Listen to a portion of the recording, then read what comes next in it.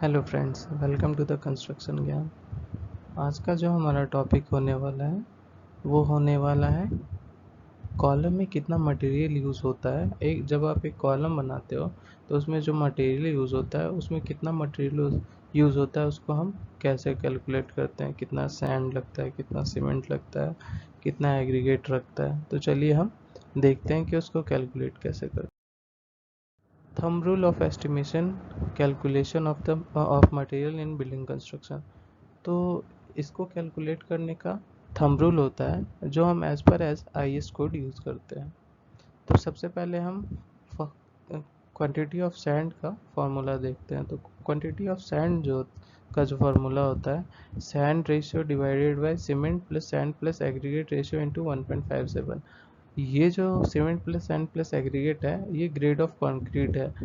ये grade of concrete है into 57। ये जो है वो ड्राई वॉल्यूम ऑफ कंक्रीट है। और हमें पता है कि 1 मीटर क्यूब ऑफ सैंड में 1600 kg ये सैंड यूज़ होता है।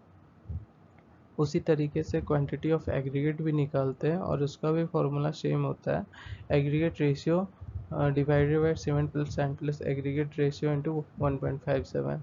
और इसमें 1 क्यूबिक मीटर में 1560 kg एग्रीगेट यूज़ होता है। उसी तरह से हम क्वांटिटी ऑफ सीमेंट भी निकालते हैं। Cement ratio upon cement plus sand plus aggregate into 1.57, जो हमारा ड्राई वॉल्यूम ऑफ कंक्रीट है। और 1 मीटर क्यूब में 1440 kg सीमेंट यूज़ होता है। ठीक है, तो चलिए हम देखते हैं इसको हम कैलकुलेट।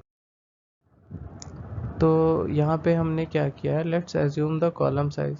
हमने एक कॉलम साइज को एज्यूम किया है जिसका लेंथ 0.3 मीटर है, जिसका ब्रेथ 0.3 मीटर है और 3.04 मीटर हाइट है।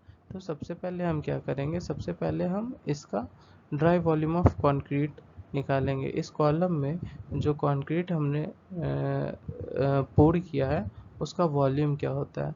तो वॉल्यूम का जो फार्मूला होता है वो L into B into H होता है। तो यहाँ पे हमने कैलकुलेट करके 0.2736 मीटर क्यूब निकाल लिया है। ठीक है, तो इसका जो वॉल्यूम आया है 0.2736 मीटर क्यूब आया है।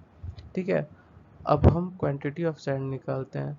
तो वॉल्यूम हमें पता है और M20 ग्रेड ऑफ कंक्रीट का रेशियो हम यूज़ कर रहे हैं, जिसमें सीमेंट 1 होता है और सैंड 1.5 होता है और 3 एग्रीगेट होता है। तो हमें निकालना क्या है, सैंड का निकालना है। तो देयरफॉर सैंड इक्वल टू 1.5। हमें पता है कि 1.5 सैंड का रेशियो है, तो 1.5 डिवाइड बाई 5.5 इंटू 1.57। ठीक है, तो 0.24 मीटर क्यूब आया। अब हमें पता है कि 1 मीटर क्यूब में 1600 kg सैंड यूज़ होता है।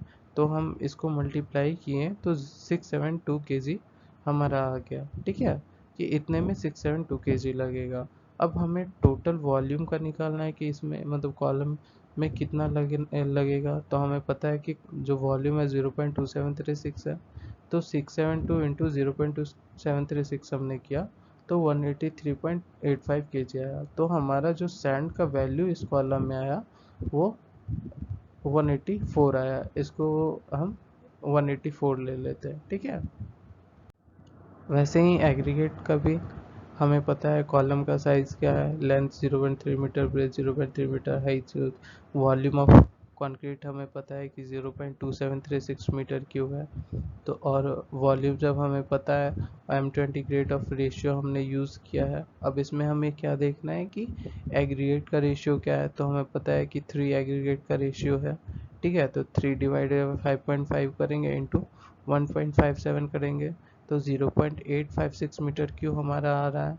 ठीक है, अब हमें पता है कि एग्रीगेट जो होता है कितना यूज़ होता है, 1560 kg यूज़ होता है। ठीक है, तो हमने इसको कैलकुलेट किया तो हमारा जो ड्राई वॉल्यूम ऑफ कंक्रीट आया, मतलब टोटल कॉलम में जो कंक्रीट का ये क्वांटिटी आया वो 365 kg आया। ठीक है, उसी तरह से हम सीमेंट का भी निकालेंगे।